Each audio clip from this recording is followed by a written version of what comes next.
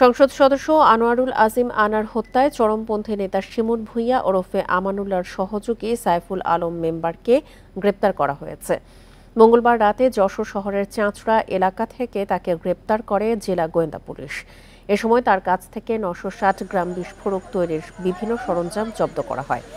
সাইফুল অভয়নগর পায়রা ইউনিয়ন দত্তগাতি গ্রামের বাসিন্দা।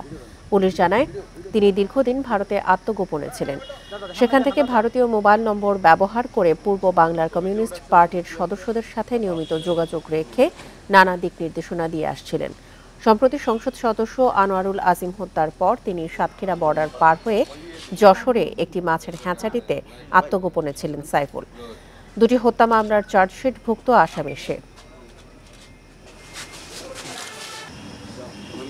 ৯৬০ গ্রাম বোমা তৈরির যে সরঞ্জাম এগুলো সহ তাকে হাতে নাতে অ্যারেস্ট করি এবং সে একটি ঘরে সে ছিল, সেটা মাছের আড়তের ভিতরে একটা ঘর, সেখানে কিন্তু লুকায় ছিল 5 দিন যাবত।